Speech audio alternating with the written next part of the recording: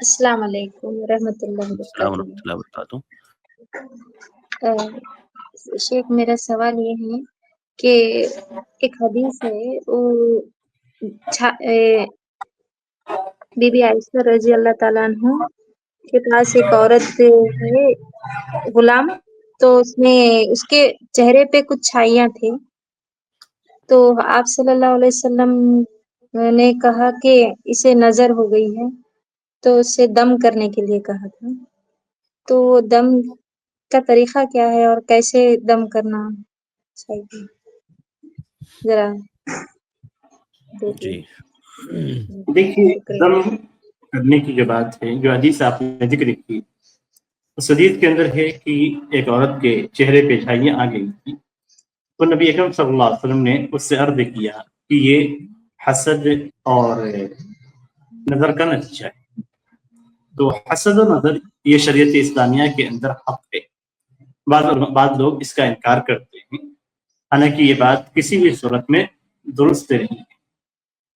اور حسد یہ بہت ہی عام ہے، اور نظر اس کا ایک حصہ۔ نظر بد لگنا یعنی کوئی شخص سے کسی چیز کو دیکھ کر پسند کر لے، اور یہ پسندیدگی یعنی اگر اس کے اندر ایسی چیز بھی داخل ہو جاتی ہے جس میں سامنے والے سے اس چیز کے زائل ہونے کی تمنا پیدا ہو جاتی ہے، تو یہ حسد تک پہنچ جاتی ہے۔ اب ان چیزوں کو، حسد اور نظر بد کو زائل کرنے کا جو طریقہ ہے، اس میں بہت ساری چیزیں، ان میں سورۃ الفاتحہ ہے، ان میں تینوں قل ہے جس کو آپ پڑھ کے دم کر سکتے ہیں، اس لیے کہ خاص طور پہ قل اعوذ برب الفلق کے اندر یہ چیز داخل ہے۔ قل اعوذ برب الفلق من شر ما خلق ومن شر غاسق اذا وقب ومن شر النفاثات في العقد ومن شر حاسد اذا حسد، کہ حاسد کے شر سے جب وہ حسد کرتا ہے۔ تو اس کے اندر نظر بد کی بھی ہے۔ نظر بد کا جو علاج احادیث کے اندر ذکر کیا گیا ہے وہ یہ کہ اگر معلوم ہو جائے کہ کس کی نظر بد ہے، تو ایسی صورت میں دو قسم کی روایات ملتی ہیں۔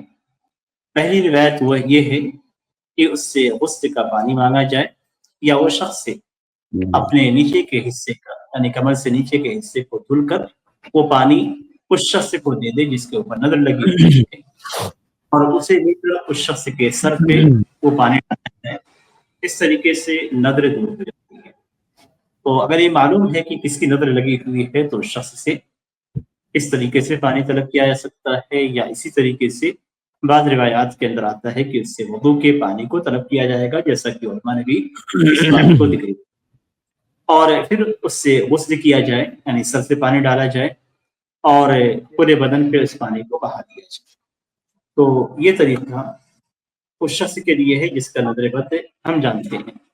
لیکن اگر ہمیں نہ معلوم تو ایسی صورت میں حدیث کے اندر دعا سکھلائی گئی ہے، بسم اللہ ارقیک من کل شیء یؤذیک من شر کل نفس او عین حاسد بسم اللہ ارقیک اللہ یشفیک۔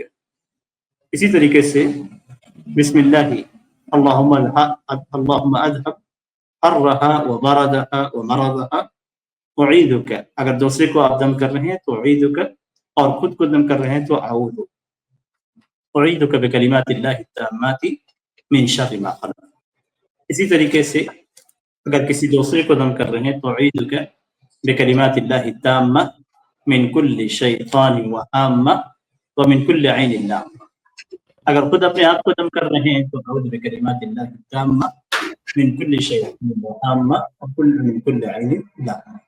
تو یہ سب دعائیں ہیں جو نبی اکرم صلی اللہ علیہ وسلم نے سکھلائی ہیں نظر بد کے لیے، اور اسی طریقے سے حسد کے لیے، اور اس کے علاوہ بھی جو رقیہ کی دعائیں ہیں وہ تمام دعائیں اس سے بھی فائدہ پاتی ہیں۔ یعنی رقیہ کے تعلق سے قرآن کریم کی سورۃ الفاتحہ ہے، سورۃ البقرہ ہے، اور دیگر صورتیں جن میں خاص طور پہ عین کا ذکر ملتا ہے، یا کسی کی جانب سے کچھ یعنی حادثے وغیرہ کا یا دیگر چیزوں کا ذکر ملتا ہے، ان آیتوں کو بھی پڑھ کر یا ان صورتوں کو بھی پڑھ کے اگر دم کیا جائے یا اگر پڑھا جائے تو کافی ہے انشاءاللہ. اللہ تعالیٰ شفا عطا فرمائے.